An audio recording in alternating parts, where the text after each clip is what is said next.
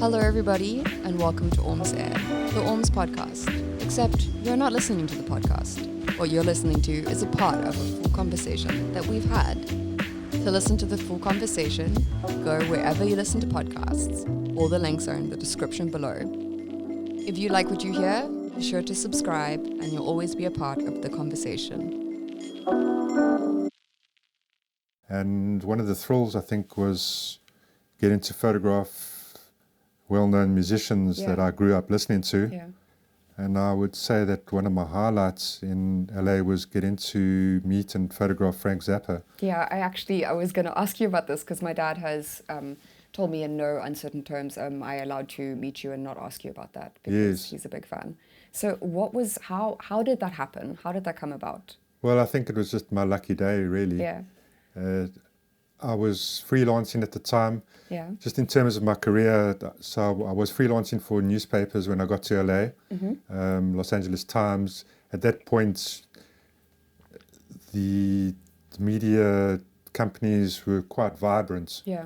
This was before the whole internet thing kind of took over. So there was quite a lot of work available, even for somebody like myself who was an outsider. But I did have a strong portfolio from my South African days. Yes, yeah. And I didn't have a problem getting work. Yeah.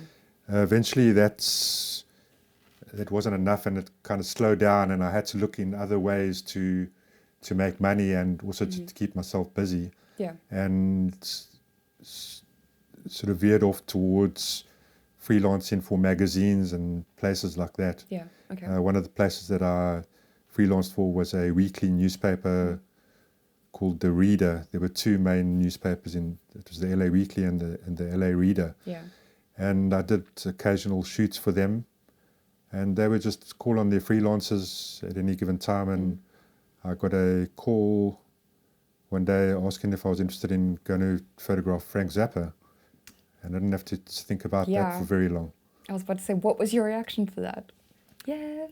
Well, I just couldn't believe. Yeah. I just couldn't believe it. I mean, it was I don't have too many heroes in this world, and I wouldn't really call him a hero, but a lot of admiration for the kind of music that he made. Yeah. A lot of people don't really know that much about Frank Zappa. Yeah.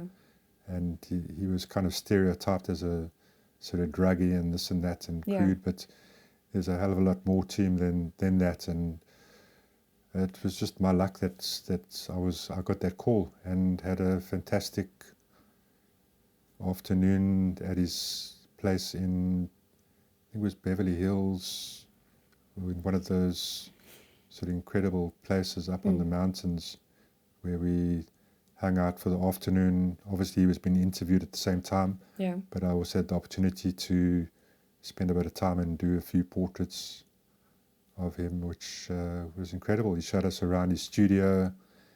He gave us a tour of Dweezil, that's his son's studio. There were about 14 or 15 guitars all lined up. In fact, his son, since Frank Zappa passed away, his son is also an incredible musician and did some tours just playing his father's music, which is quite amazing. So I would say musically and personality-wise, that was probably one of my highlights of photographing in California. I can imagine just being in his presence. Like, for me, my understanding of Frank Zappa is just the influence that he's had. I mean, he's so influential on so many other musicians that I love and I grew up listening to. Yeah. So I can imagine just being within that presence must have been, I don't know, I tend to get starstruck, I think. It was just beyond reality. Yeah. It just didn't feel real at the time. Yeah. I mean, it was very real, and he was quite chilled. Yeah, I'm sure he was unfortunately he got sick probably a year later and didn't make it. Was it that close together? I didn't realize you photographing him and meeting him to him. Yeah, passing on. It was about 1 or 2 years. Oh wow. Yeah, so and there are not that many sort of casual photographs of him. There are images like done in studio for his albums and things like that. But the image that I seemed to get was a sort of more casual image at his house. It was a stairway leading down to his garden where I positioned him and yeah, it was a great memory.